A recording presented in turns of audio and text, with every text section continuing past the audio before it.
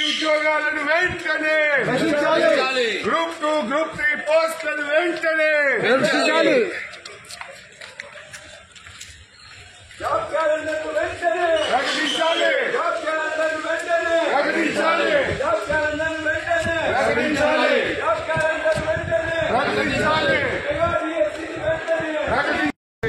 సభా నాయకుడిగా మీరు మా గొంతు నొక్కుతారేమో కానీ రేపు ఆర్టీసీ కార్మికుల హృదయాలను మాత్రం మీరు గెలుచుకోలేదు. ఇవాళ అర్థమైంది. రాష్ట్రంలో ఆర్టీసీ కార్మికులందరూ కూడా గమనిస్తా ఉన్నారు. ఈ ప్రభుత్వం ఎన్నికల ముందు ఏం చెప్పింది, గెలిచిన తర్వాత ఏం చేస్తుందో ఇవాళ రాష్ట్రంలోని ఆర్టీసీ కార్మికులందరూ కూడా చూశారు.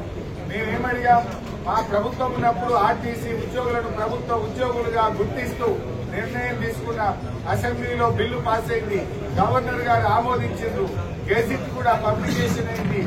ఏ డేట్ నుంచి వాళ్ళని తీసుకుంటారంటే దానికి సమాధానం చెప్పలేదు.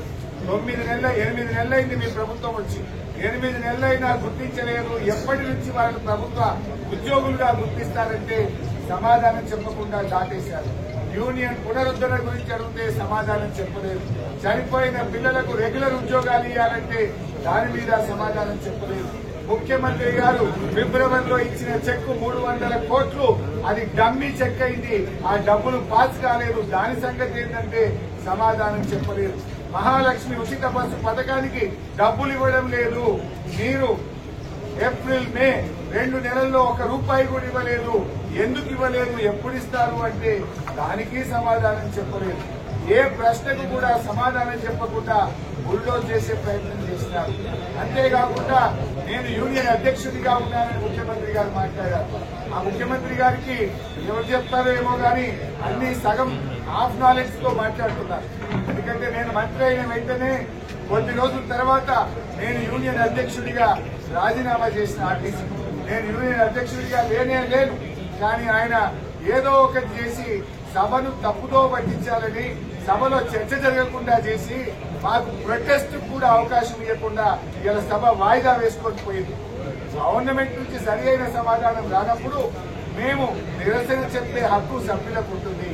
ఆర్టీసీ కార్మికులను ప్రభుత్వ ఉద్యోగులను గుర్తించాలి, వాళ్ళ ఏరియర్స్ ఇవ్వాలి, బకాయిలు ఇవ్వాలి, యూనియన్ ను పునరుద్ధరించాలని మేము అడిగితే ఏ ఒక్కదానికి కూడా సమాధానం చెప్పలేదు.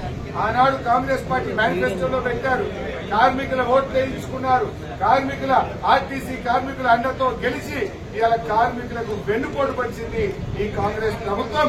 తప్పకుండా కార్మికుల పక్షాన బయట సభలో ఇంకా మా పోరాటం కొనసాగుతుంది. हर खबर पर नजर रखने के लिए हमारे चैनल को लाइक, शेयर, सब्सक्राइब और फॉलो जरूर कीजिए। Crime control news, Hyderabad.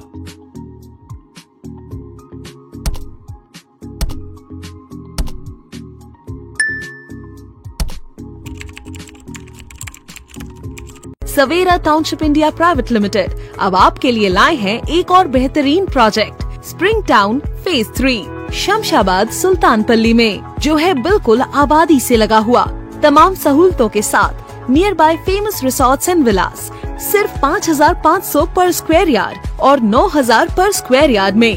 Clear title, spot registration, petrol pump, market, shopping mall, standard school, Vardhaman engineering college के करीब, कमर्शियल एंड रेसिडेंशियल प्लॉट्स।